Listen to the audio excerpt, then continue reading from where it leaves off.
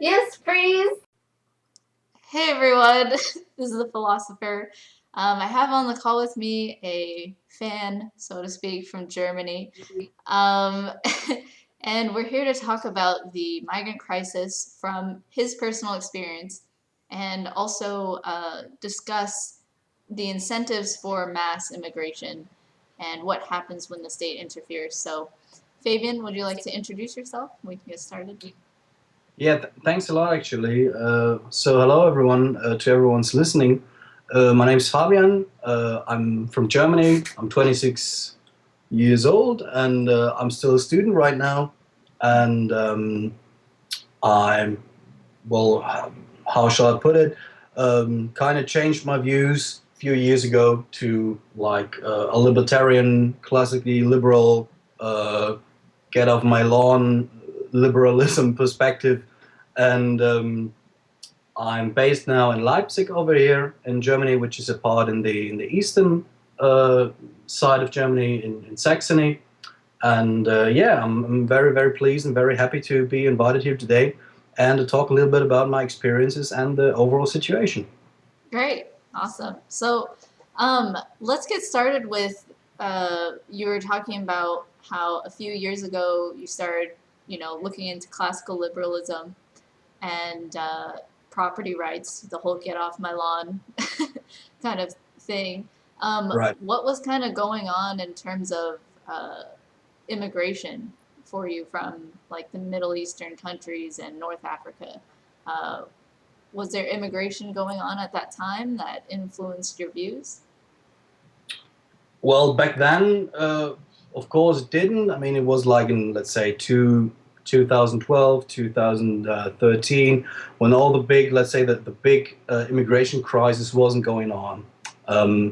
But what was going on was like some kind of trickle down immigration. So in Germany, we don't have like a working immigration system. So and we don't have an immigration law. And so it doesn't really matter if you're like a Ukrainian programmer or a Syrian war refugee. You all have to go through the asylum process, and your qualification doesn't matter.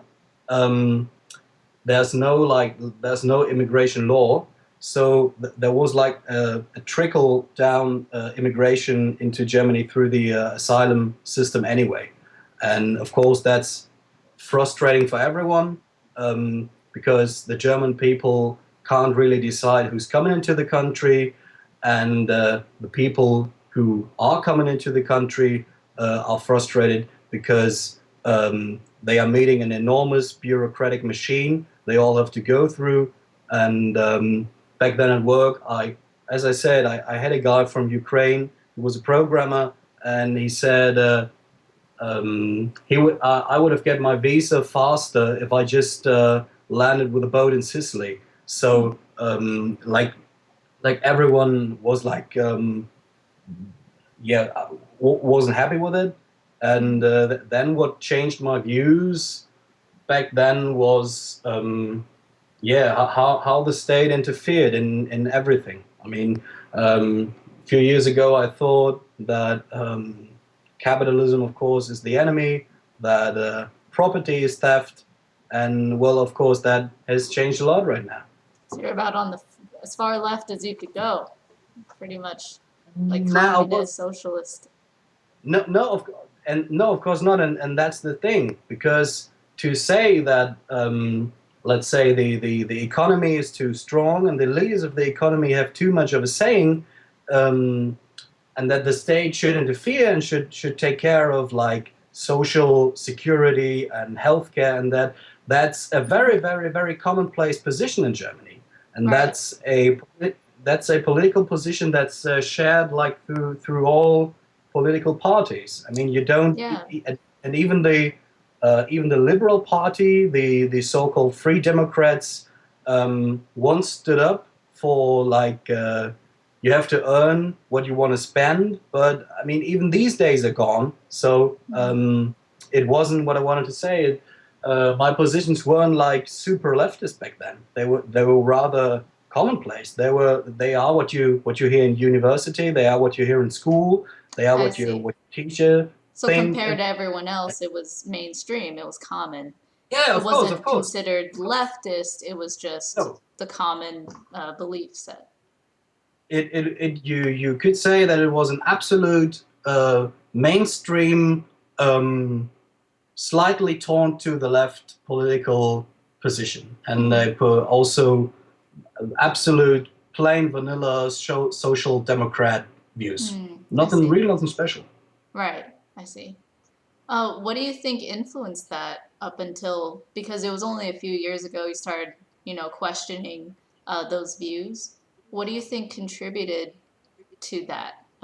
Would you say it was like the media, or does Germany have, public schooling that kind of pushes this narrative? Well, I'd actually say, when looking back, that it was, of course, a combination of everything. Um, I mean, my parents, for example, have voted like for social democrats and Greens for decades. Hmm. They had the newspapers in the home. Of course, my public school teachers were even more to the left. For example, I had a teacher who was a member of the radical communist party in Germany, the DKP.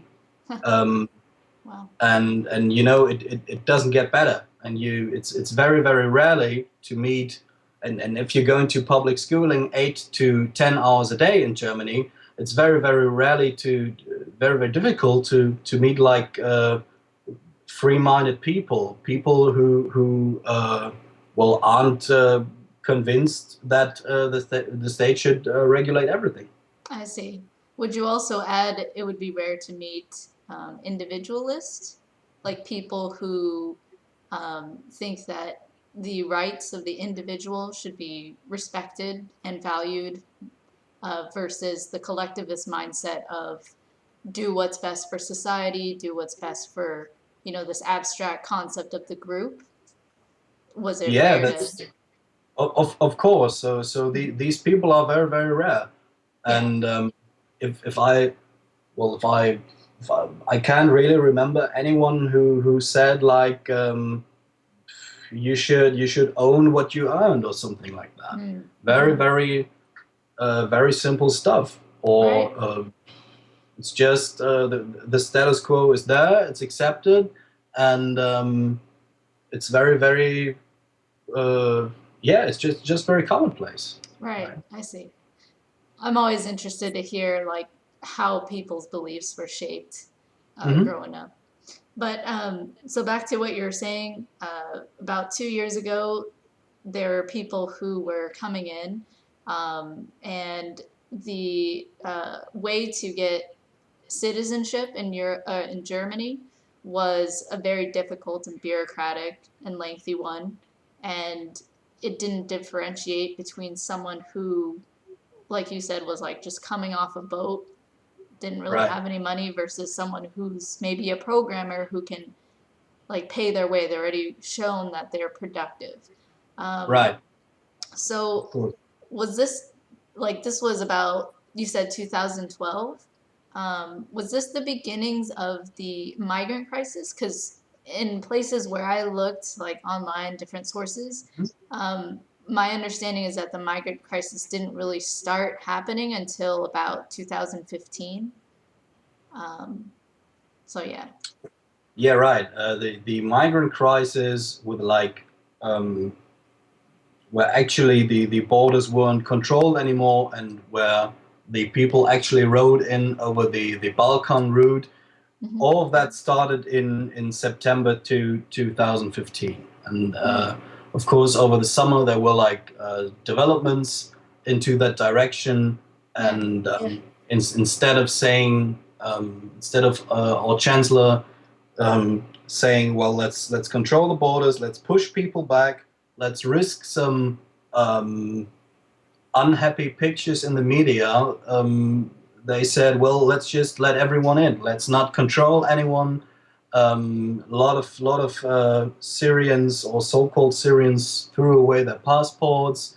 Uh, some people who were like way over 30, and you could see it said they were minors, and because and the state officials and the police and all that, they were of course overwhelmed, and so Right, by the everyone, numbers. so it didn't matter anymore if you didn't have your passport at the border crossing point somewhere in the south of Germany, and this kind of overwhelming is another factor in the immigration process, because local officials, when they like had enough with, let's say, asylum seekers, they just said, "Oh, these people are living so long in our country. Well, let's just give them a citizenship and see how it works." And so instead of like making people work for a citizenship, or like for example in Switzerland, you have to be like a perfect working hard working citizen for like 15 years, and then local officials can decide if you get a citizenship. Here in Germany, it's basically tossed over to you. Like, are you like 10 to 15 years? You're living so long in our country. Well, have a citizenship, have a passport, and that's how it works. So on the one hand, it's like super bureaucratic, super over organized, and on the other hand, there's like nothing organized, and there's like just state controlled chaos, and that's the Yeah. problem.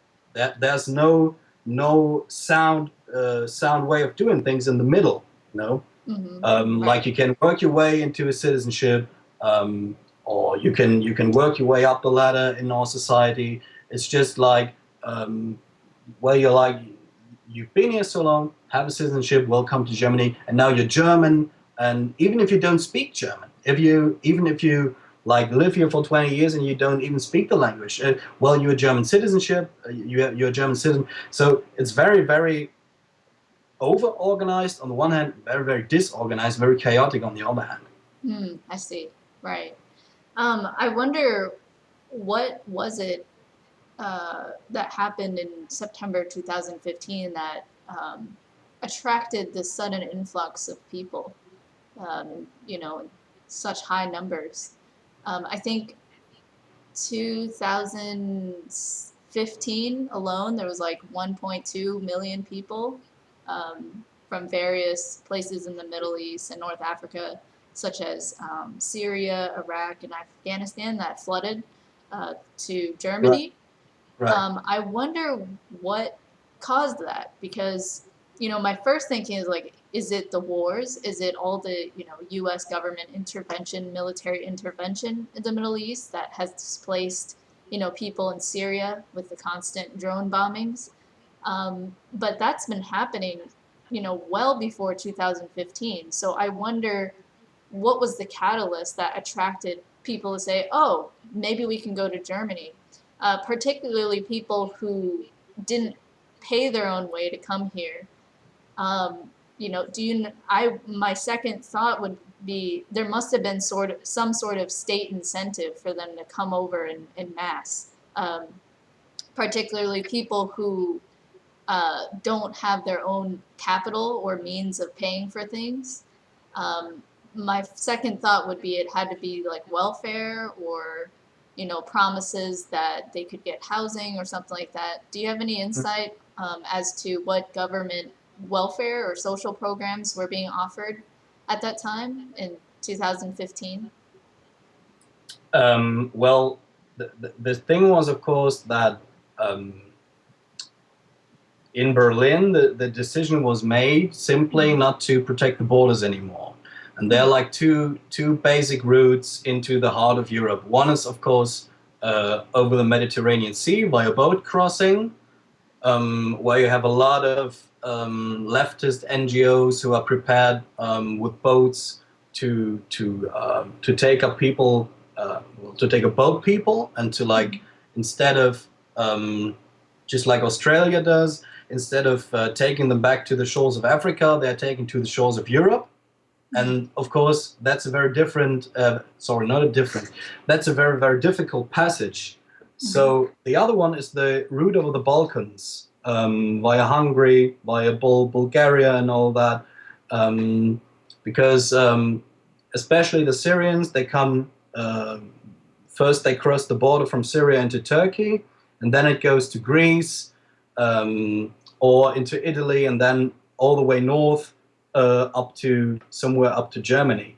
Mm. And the thing is, people there have heard that the the states at the Balkan route, like Hungary, who under President Orban have a very harsh border regime now and very harsh border patrol, that these borders are going to be closed. So people thought, well, I don't want to miss my, let's say, my ticket to Germany. Let's speed up a bit and make it there. And then these people like really piled up in Budapest at the central square and at the train station. And then the German government actually said, okay, let's let off some steam. Let's directly roll the people into Germany. Oh, I And see. right, Okay, so that's what changed is before that it was keep everybody out, or be very selective in who you let in to Germany. But leading up to September 2015, they finally lifted that and said, you know what, just bring everyone in. There's a ton of people massing outside on the right, lines on the borders of the of Germany. So instead of just keeping them there, why not we just bring them in? right. And I have to add, the border regime in Germany, the border patrol, wasn't that harsh. Hmm. And as I mentioned, there was always some kind of trickle down immigration through the asylum system. Mm. But in the summer and late summer of 2015, even that broke down, and people were like roll in no matter where they come from. Absolutely no control, no passport control, just ship them in. And When was this again? That even though they had policies in place to try and filter immigration, people are still coming in and bypassing it. When was that? well, just the years before. Oh, Um, okay. Right. You were saying that. it, Okay. for example, one thing was the German Christian Democrats in 1991. They Hmm. had they had a position in the election saying we have like 40,000 asylum seekers this year in 1991. That's an absolute chaos. We have to take care of it. And that Hmm. was their common position in like 1991. And now 25, 26 years later, we're talking about 500,000 asylum seekers still Wow. being in the process. And no one's calling that chaos because everyone just uh, tries to hide it, that we have a massive immigration problem here in Germany and in Europe in general. Wow. I see. Interesting. I see. So I guess I was wrong that my assumption was that, the state of Germany was like, hey guys, basically signaling, we got welfare, we got free housing, come on in. Um, that was, my misunderstanding and, lack of knowledge in this particular area. And that's why we're having this call, because I'm just beginning to understand it.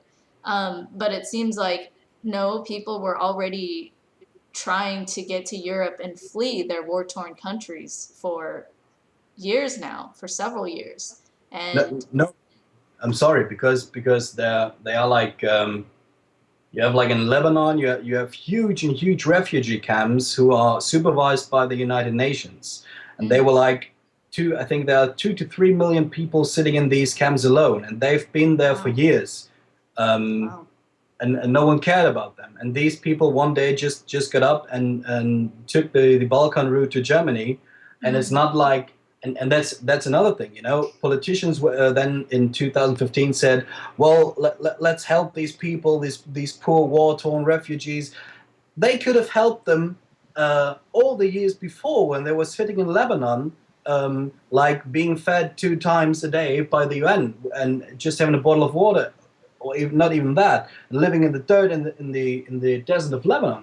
But mm, state officials then, back then in 2015, discovered their heart and said, just think of the children we have to take care of. They could have taken care of them all the years before, but no one did. mm. So, and Interesting. that this is back when I realized probably that the state first creates problem, then offers you the solution and forces Yep. you to Yeah, pay for exactly. that solution. And Right. and and the immigration crisis here is a perfect example for that kind of way. On that topic about government creates the problem, and gosh, I could. We're just talking about this whole migrant crisis. This applies to so many other areas, Of like the course, war of on course it does. drugs in the U.S., the war on poverty, the war on quote terror, and if now that I brought up the war on terror, that's probably the most related to the migrant crisis.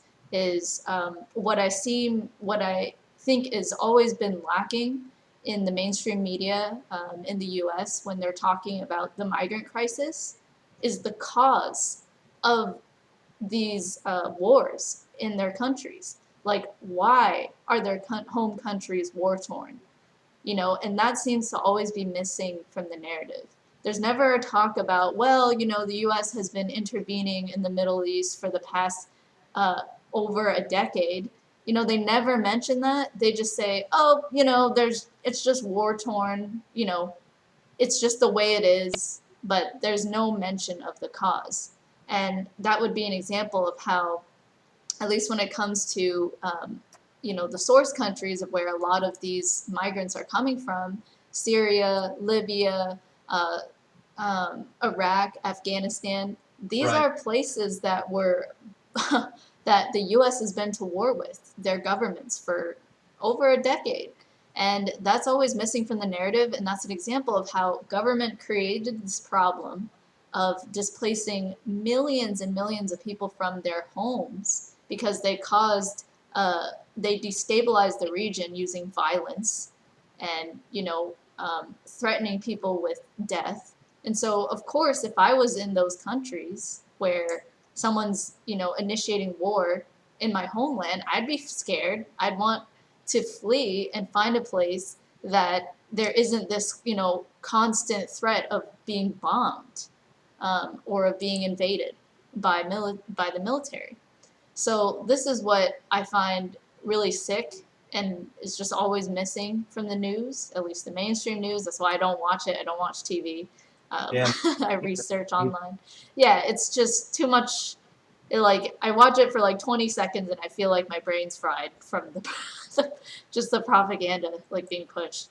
But Exactly.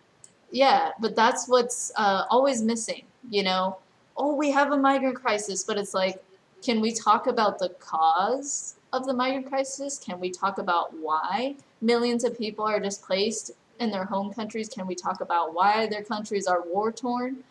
And No, of course you can't, because right, the reason is government violence and government incentive, and yeah, not only in Iraq or Afghanistan, but also in Libya, where you had like the Gaddafi regime, yeah, and then destabilize that whole region. right, right, and Gaddafi said, when he was in power, when Libya will fall and will be torn up by warlords, Europe will get into lots and lots of trouble, because everyone from North Africa will try to reach Spain and Italy and Greece from Libya. And Interesting. the French president Sarkozy back then, and I think also Hillary Clinton, when she was in the State Department, just said, well, we don't care. Gaddafi's the bad guy. Oh, let's just Yeah, bomb him away. Just like they did in Afghanistan and just like they did in Iraq. I mean, there are so many Iraqis now who say we had it better under Saddam Hussein. He yeah. was. Even though Uh, he wasn't like a saint, it's not like he's some he, libertarian anarchist leader. He he, was a dictator, and he was a dictator who gassed his own people, but at least you had like 8 hours of electricity a day, and not just two. And your country wasn't torn up by Islamist rebel groups and warlords and all the like. right, And and that's another thing that people here in the West, and especially in, I think with Trump it's changing a bit, but especially here in Europe, no one's understanding that. If and that's the case, if you have an underdeveloped country with a culture of violence, and this is what you have in North Africa right, and in the Middle East. I mean, look what's going on in the Middle East. That you can't just implement from top to bottom, a let's say the systems we have here in Europe, which are like so-called social democratic ways of doing things. You can't just bomb people into that. It won't Right. work. What works in that part of the world is you have like a very, very brutal ruler, just like Gaddafi was or like Saddam Hussein was.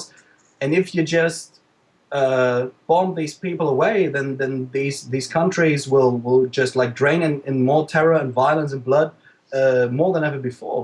Right. Well, the reason is because you'll have, it's not like the people within that country are enlightened. It's not like they have the same Right. values of liberty, individualism, and freedom like we do. Yeah. So if you topple the power structure in that country, people don't have the principles to stand on. Their minds were never changed. So if you just bomb them, how they perceive it is, oh my God, everything's just like destabilized now. There's now a power vacuum, and you're gonna have radical, violent groups try and take over. And that's what happened in those countries is, even though like people like Saddam Hussein or Gaddafi were dictators, they at least had some semblance of control. And that's kind of just like the culture of those people there. um, and when you got rid of that power structure, now there was like this vacuum left. And the most violent and radical groups try to take over, as we saw. Like, what was it? Like, don't think it was Syria. I think it's Libya or Iraq. I can't remember. But it was like news a few months ago that there's now a slave trade again in those countries. Now that those, the leaders and the government was dismantled, there's now a slave trade again. Yeah, Um, I mean, you have the. like, I mean, with ISIS, I think ISIS established the slave trade, and mm-hmm, also Boko Haram in Africa. They established a slave trade too, right. and this is the problem when freedom erodes and when like a power structure erodes, Mm-hmm. the people who are the weakest ones are first hit, and the weakest ones are always women and of course children and the elderly, and the ones who can't fight, the ones who can flee. And of course, Yeah. they are women in the slave trade. Um, so this is what happens when a certain power structure breaks away. Violently. The key here is violently. Because if the people had their minds changed, and I'm an advocate for free trade, like free, Right. unrestricted trade, where you can trade anything. You can, trade technologies, and people in that country, can learn about different ideas than the ones they're currently exposed to. So the key here is if you want to change a way, a country is run and change like the government, you have to change the minds of the people. You can't just drop, that's why there's like the saying, drop books, so to speak, and not bombs. But it's more like, converse with people, have nonviolent discussions, just in have free trade amongst people so that you can communicate with those in really oppressive countries and give them, just a perspective of what else is out there, and let individuals in that oppressive country, learn new things and discover new ideas that they weren't accustomed to before. But when you do so violently, you don't give them any philosophical foundation for what to do next. They're just gonna try and look for, whoever's the most, Who's the violent and strong, right, right. and just follow them because they're used to that. If they've had a dictator their whole life, and they've never been exposed to this idea of freedom and individual liberty, they're used to just worshiping authority, worshiping whoever is the strongest in the room, because that's what they've been imposed on their whole lives. And if you don't change their minds that there's a different option, they're going to continue their worldview that might makes right, whoever is the strongest should rule over the people. And so if you just violently take away, whatever power structure they had, you're going to get other people who, show up to be the strongest or the most well armed or the most violent, taking control over a region. And like you said, you pointed out the people who are the weakest, the least able to defend themselves, children, women, even some men, some elderly, they're just going to follow because if the alternative to not following someone who's violent and stronger than you is death, and it's a survival mechanism. So that's why I've always been an advocate for obviously not war, not military, like no violence. I mean, I guess that's just obvious with the non-aggression principle that I advocate for. Like, you're not going to change and create a long-lasting, stable, and free, peaceful society by with violence. It just doesn't happen. Um, Right, so right. yeah, And the other way of what the state does is like telling people, well, we just bombed your country, but it's okay to come to our country and get some welfare and housing here. And yeah, this is where the state again uh, hinders progress and right, hinders growth. If you tell people, well, we just bombed your country. Maybe in a few years you can go back. But until now, well, just have a language course, have some housing, have a few thousand quid per month, and right, and this is again a hindrance of progress. And these yeah. people now dependent on, let's say, Western government money again, will never learn how to get things right in their own countries. And that's the problem. And that's again where state intervention is an absolute problem. Right. And they tend to, with the state, they'll create the problem and they'll sell you what seems to be the solution. Right, But because they're never clear about what caused the problem in the first place, the solution that they propose always just exacerbates the problem even more. So you have, in this case, uh, a refusal to acknowledge the cause of the mass immigration of, the millions of people who have come from war-torn countries. There's this refusal by the governments to acknowledge and take responsibility for intervening in those countries in the first place. There's no, oh my God, we should have never gone to war in Iraq or Libya or whatever. We shouldn't have done that because now we've caused all these people to flee their countries and we've destabilized their countries. There's no acknowledgement of that. right. So, of course, the quote solution that they offer is just a band aid. It's just covering up the problem itself and it'll only further exacerbate it because they haven't stopped the wars, they haven't stopped intervening. And they Um, don't want to, and they don't want no, to. exactly.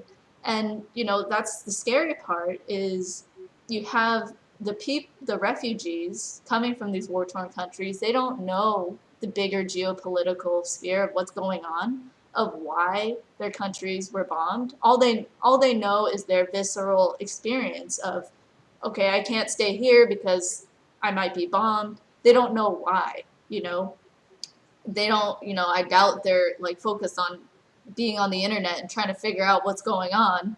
Um, and especially if all they get is the mainstream news, they're just going to see, the narratives that's being pushed to them. Um, you know, Right. and so and they're just going in ignorance and they're just trying to survive. Like, okay, where's the closest place that I can go? Oh, look, Europe, Germany, Sweden, like all these places, they're not being bombed and they're offering free housing shelter. Great, I want to survive, let's go over there. So maybe half of my family is already there, so why shouldn't I? Right. right, exactly. And I don't blame them. I would, if I was in the same position, I would be scared and I'd be just trying to survive too. And but that's, just the sad, truth. And what angers me is the lies that are fed to people and the people who are directly suffering. You have the refugees who can't go home because their homes are either under ISIS control or still under threat of military intervention and being bombed by the U.S. So you have those refugees, and then you have the people in the countries that they're fleeing to, so like Germany, all the citizens there who are being displaced out of their home. Like you mentioned, you had I think you said neighbors who were actually kicked out of their homes in order to like by the state, so the state could take in refugees and the refugees could live in their homes.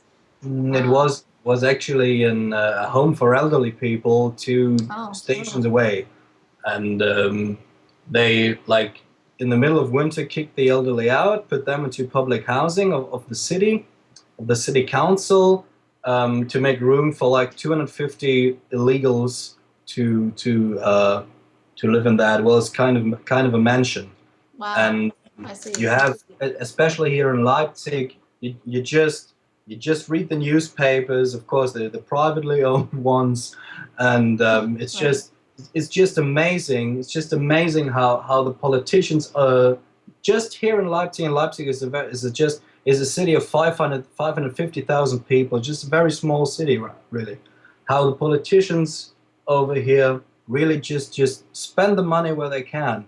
And we actually had the case of Armenia, um, who said like, well, all the housing, all the public schooling, all the healthcare for all the illegals. Of course, he's not calling them illegals. In our city, will cost 26 million euros for this year alone. Mm-hmm. And he said, well, the city council is going to finance that because the federal state of Saxony will take care of these 26 million euros. But he didn't know. He just assumed that the federal state or the Bund, which is like the combination of all German counties overall, will take care of that. And if Saxony doesn't care about that, then the city of Leipzig is looking at 26 million euros of new debt, and which means 26 million euros of taxpayers' money essentially wasted. And Right. this is absolute madness, and that's just one very very small part of the puzzle, right? Mm-hmm. And so it's just government intervention madness overall. Right. And um, and and the thing is, instead of acknowledging all these problems and acknowledging the root of all these problems, Mm-hmm. you have the city officials setting up propaganda posters all over town, like against racism, against xenophobia, against Islamophobia, Right. because people are just seeing, let's say, more and more Middle Eastern people and more hijabs in the part of the city, which they, of course, aren't used to, or maybe they don't want.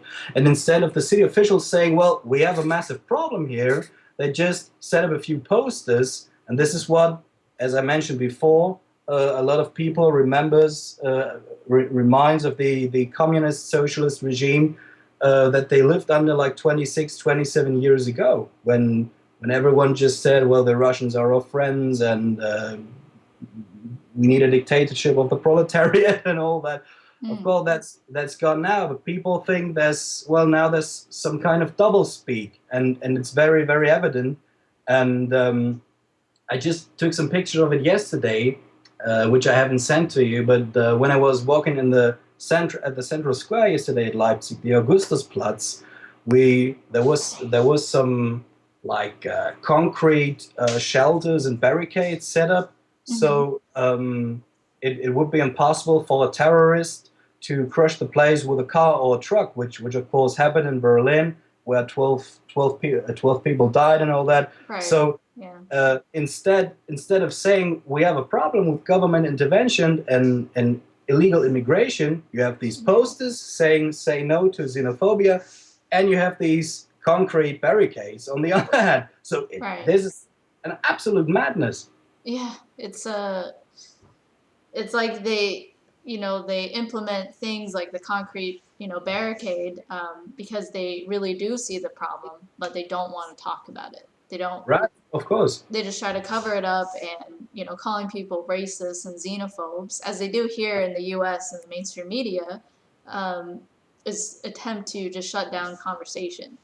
Right. Um, yeah, and it just further exacerbates. And And the yeah. fun fact, I'm sorry, the fun fact is they had these barricades set up last year, and then they were sprayed by people overnight with like slogans like "Thanks Merkel" and "Thanks Government" and all that, and then overnight these barricades were taken away and replaced with new ones who didn't have these slogans on them. You know, Right. so it's like they know what's going on, but instead of taking care of it, well, just add some more posters and some more concrete barricades. It's just ridiculously, just ridiculous. Right.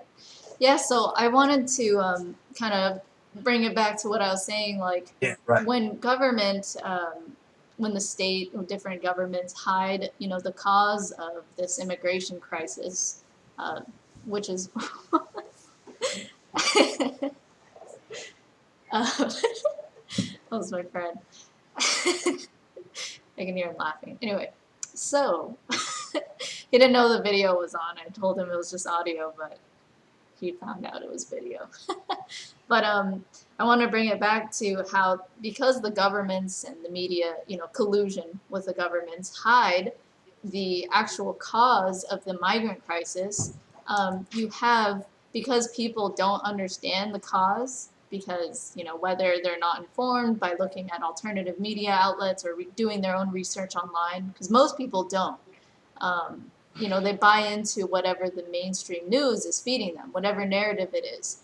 And you told me some of it, which is, oh, there's just these poor refugees, no discussion of how they became refugees in the first place. Just there are refugees and we gotta be nice and bring them in and we gotta And why? provide with welfare. Sorry, what Right. are you gonna say? And why did they come here and all that, and Right. especially in Germany, mainstream media of course means public media, because I don't know how it's in the US. I think in the US the sector of public media is rather small, but here in Germany, public media, or like tax funded media is a big thing. You have in every bigger state of Germany, like North Rhine-Westphalia or like Berlin or here in Saxony, you have a publicly owned station, Mm-hmm. and you have, and it's just a big propaganda machine, and it Yeah. has to be funded like by the German people, and Right. these people have to like fund the ones who lie to them every day Yeah. and just feed Right. them with propaganda every day, and even Yeah. as a student, I have to pay um, for the public stations, which are like some 17 to 18 euros a month, which is Wow. like $20 a month. So I have to pay for like a station and some internet media I would never use or I would never listen That to. you don't even have the choice. Well, that's the thing. If it's state funded, in reality, it's just money taken by force. That's Right, all right. taxpayer means, and it's sick because you don't even have the option to say no. I don't really want to pay for this service. I don't want to fund the military that intervenes in wars. In the U.S., I don't know what it's like with the mainstream news outlets like CNN, MSNBC. I don't know if they're state owned, but there definitely is a collusion between the state and these monopolies of the mainstream media. So And they definitely have a monopoly, and yeah, they have a monopoly. And here in Germany, we had like last year and this year, we had actually people who were sent to jail for not paying their share for the public media. Um, wow, that's and ridiculous. Yeah, I mentioned this before. I am a member of a political party in Germany, and a friend of mine in that party was sent to jail for a few days because he simply refused to pay these like 17 euros and 15 cents a month. who sent to And jail? he was sent Jeez. to jail a few days for that. And last year we Wow. had like a bigger case in Germany when like a mother from Thuringia was sent to jail for like a week or two because she said I got like 2 or 3 kids. I have to feed them. I have to clothe them. And I Right. don't want to pay for something that I will never use and that I really don't care about. And Right. she was sent to jail. And it sparked a minor public outrage, at least it did. But I mean, that's where you I mean, that's how the situation is. You have people sent to jail because they don't want to pay for being lied to every day, and Right. pay for programs and stations who tell them just junk and BC every day. Right. Well, that is the tyranny, and um, you know, this is what's happening is the governments, keep lying to the people. They're keeping the Right? truth of everything. And obviously they are because they want to continue displacing people. They want to continue their wars. Um, they want to continue trying to achieve uh, having more excuses for increasing state control. They create a problem in order to continue excusing their expansion. Increasing the size of the welfare state is just another means for them to have more control, for the government to be like, yeah, we can steal from you because we have a reason for doing so. It's for the greater good or whatever. So, And because yeah, we don't have to care about the money because you are forced to fund us with that. right. The state And doesn't generate money. exactly. And probably, in the last 2 years started realizing this, that the nature of governments is not that the state just has money. And that's definitely something I was, indoctrinated in US public schools to think is government's this entity that's good, benevolent, and it just has limited money.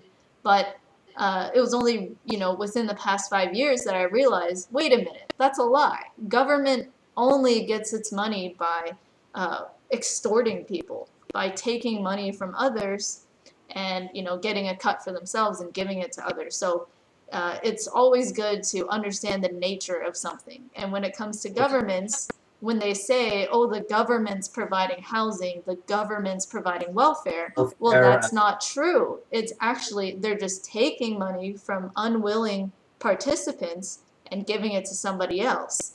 Um, so that's always what I try to do is expose the nature and the reality of what's really going on. And it's really sad because you have all of these millions of people who can't go back home because it's war torn or controlled by ISIS. And then you have the people in, Germany or, here in the US too, who are being lied to, who believe this narrative and who are being stolen from to fund all the refugees and the migrants to come on in because they feel guilty for whatever reason as pushed by Exactly. the media, or they feel like I need to help, it's my duty. And so you have all these people under this cloud of lies, and it's really sad. And it's the minority is definitely people like me and you who are trying. I don't know if you've watched Stefan Molyneux either, um, but he's a big philosopher on I know. YouTube. Okay, yeah, and he talks about all these things. He's We're the not an argument guy. yeah, exactly. Not an argument, exactly. Because there are a lot of things that aren't arguments from sophists. So, but we're a minority. We're trying so hard to dismantle. Um, it's like these, I don't know how to like million layer deep of uh, uh, just like lies that a lot of people are under, um, and we're just trying to dismantle it.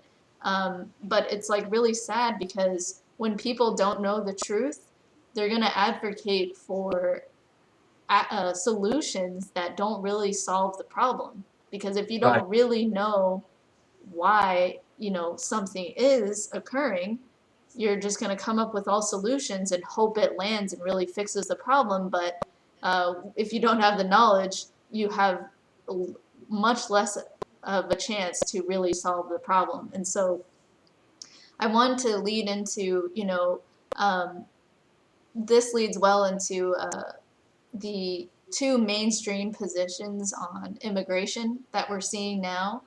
um, and I don't agree with either side, and I'll explain why. But the two mainstream positions is one, we either need to accept everybody, these refugees are, they're poor and they're displaced, we gotta help them.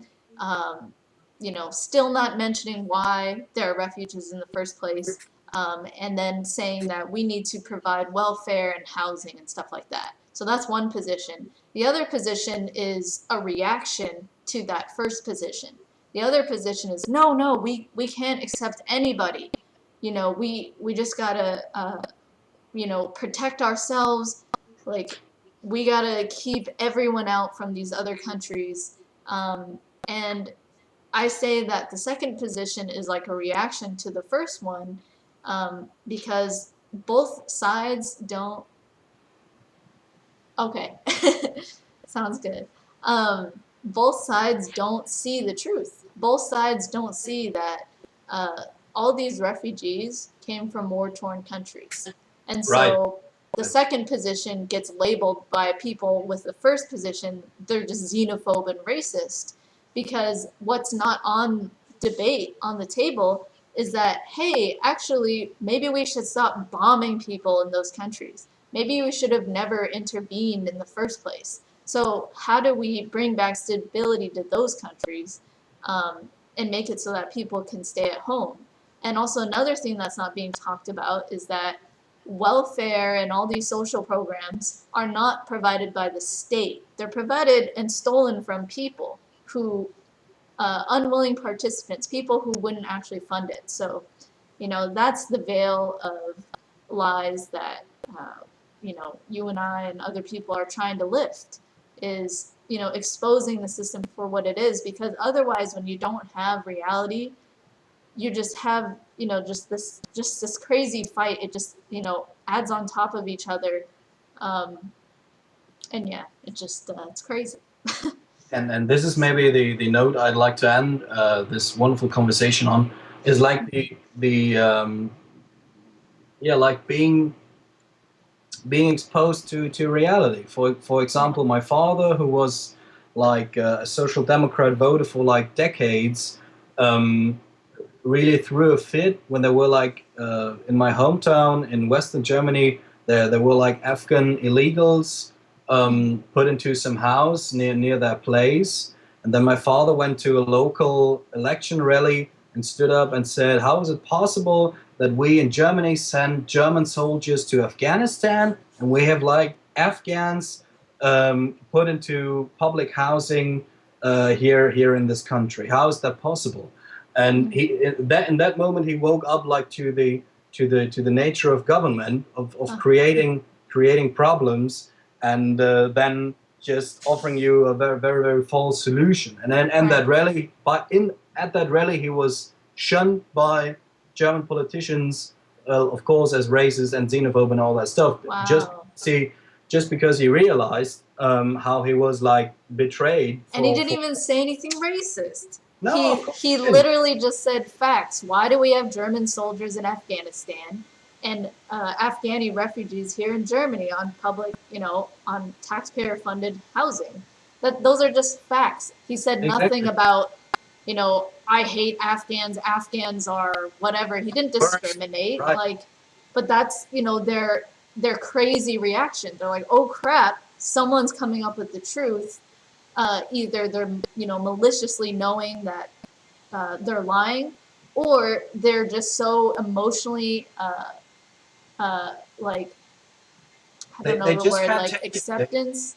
Yeah, they're just either knowingly lying, or they just are so emotionally, oh, the word invested in the narrative, that any ounce of truth or opposition to their narrative freaks them out. And in order to defend against considering alternatives to their opinions and their views of reality, they have to shun the person trying to have a conversation, trying to bring up the facts.